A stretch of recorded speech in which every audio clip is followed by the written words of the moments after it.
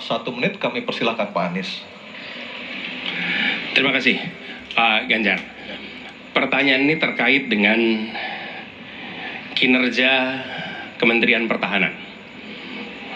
Ketika tadi kita bahas sama-sama situasi pertahanan kita, Bapak tadi membahas tentang bagaimana belanja alutsista, bagaimana rencana tentang minimum force itu bisa dicapai dan lain-lain. Bapak melakukan review itu. Nah, di sisi lain, Bapak juga waktu itu pernah memberikan penilaian atas kinerja penegakan hukum di Indonesia. Bapak beri skor 5 atas kinerja hukum di Indonesia. Pertanyaannya sekarang terkait dengan pertahanan, berapa skor yang Bapak berikan atas kinerja Kementerian Pertahanan yang dipimpin oleh Bapak Prabowo? Silakan Pak Ganjar. Baik, masih ada waktunya Pak Anies? Cukup Pak Anies? Cukup. Baik, langsung saja kami persilakan Pak Ganjar untuk menjawab pertanyaan dari Pak Anies. Waktu Bapak 2 menit dimulai ketika berbicara, silakan. 5 juga. Saya punya datanya dan kemudian akan saya sampaikan. Maka di meja saya sudah saya siapkan data satu persatu. Namun demikian Mas Anies, tentu saja ada yang ingin saya sampaikan dari apa yang tadi sudah saya utarakan.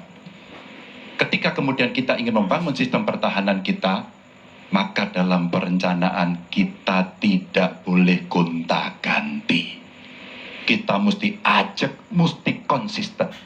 Kedua, kita mesti mendengarkan betul-betul dari seluruh matra. Maka seluruh proses perencanaannya harus bottom up. Sehingga saya ketemu dengan seseorang berpangkat cukup tinggi, Pak, kalau Bapak kasih persenjataan kepada saya yang tidak saya butuhkan, sudah saya siapkan museum untuk saya taruh di sana.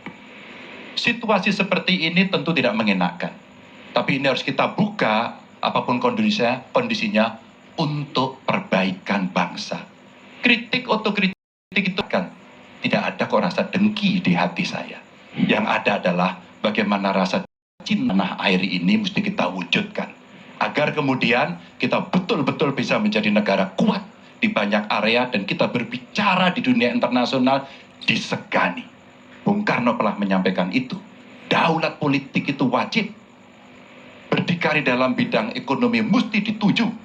Dan kita punya kepribadian dalam kebudayaan. Sekarang daulat ekonomi pertahanan kita mesti kita tunjukkan. Maka ketika banyak perusahaan-perusahaan waktu itu yang sangat strategis dibikin, itu mimpi sejak dari lama pendiri bangsa agar kita menjadi negara kuat. Dan itulah yang sebenarnya kita-kita yang harus meneruskan itu. Begitu, Mas. Ya, makasih Pak Ganjar. Cukup Pak Ganjar. Baik Pak Anies, silakan menanggapi jawaban dari Pak Ganjar. Waktu 1 menit Pak Anies, silakan.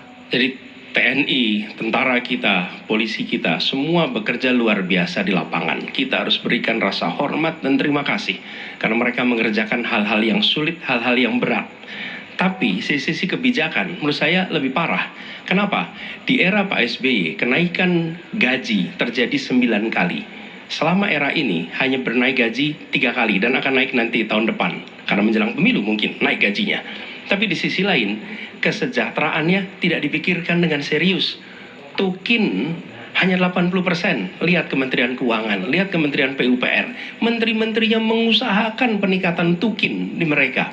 Lalu kita lihat tadi alutsista yang bekas, yang itu resikonya adalah keselamatan dari TNI kita. Mereka bekerja keras menjaga setiap jengkal tanah Republik ini.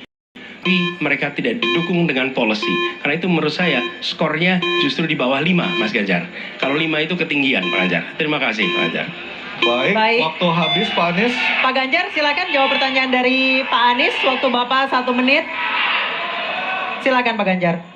Mas Anies gak usah takut. Disebut aja angkanya berapa gitu loh. Kayak saya gitu loh. Jangan di bawah 5, sebut aja berapa. 11, Mas. Dari 100. Oke. Ini sedikit ngajari kendel Mas Anies biar berani. Apa yang kemudian saya lakukan dari jawaban saya untuk membela para TNI kita? Saya bersama mereka. Saya mendengarkan, saya berkeliling Indonesia, saya mampir bertemu di rumah-rumah mereka, di asrama-asrama mereka. Maka kami tidak mau kalau kemudian mereka, mohon maaf, bertempur dan mati sia-sia. Saya tidak rela. Maka itulah yang saya bela. maka perencanaan bottom up itu betul-betul sebuah perencanaan yang mereka inginkan, mereka harapkan, dan mereka bisa menggunakan dengan sangat efektif, termasuk pada soal kesejahteraan tadi yang disampaikan, dan saya sepakat pada soal itu.